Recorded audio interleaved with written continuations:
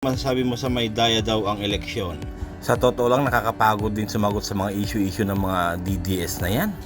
Kung mangdadaya man ako, edi lahat sana pinapasok ko na lahat ng alyansa.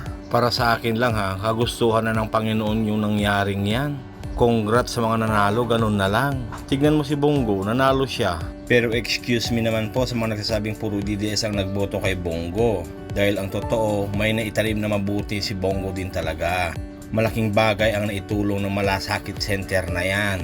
At saka sa panahon ngayon, natututo na rin bumuto ang tao. Tignan ninyo, wala nang nanalong mga artista ngayon. Ang nakakaawa si Philip Salvador. Halos pumutok na yung ugat niya sa leeg. Pero ewan ko kung bakit nanalo pa rin naman yung si Bato na yan. Kalbo lang naman siya. Yung kampo lang naman yata ni Kibuloy ang gustong magpa-recount. Medyo duda kasi sila.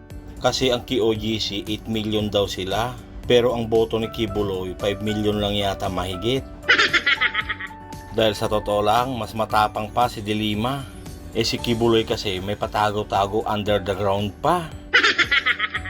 Sabi nga ni Kibuloy, appointed son of God daw siya. Di sana wag siyang matakot dahil kasama niya ang Panginoon, di ba? Doon pa lang kasi parang mukhang guilty na siya, di ba?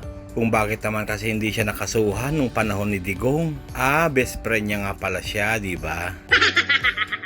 Basta ako nanalo na si Marcoleta, okay na yun sa akin. Libre na yung 2K pababa. Sa konsumo ng kuryente, yun ang tunay na panalo. Nakakakilig talaga itong si Marcoleta na ito. Kayo guys, ano sa palagay, may dayaan ba talaga o wala? At bakit naman?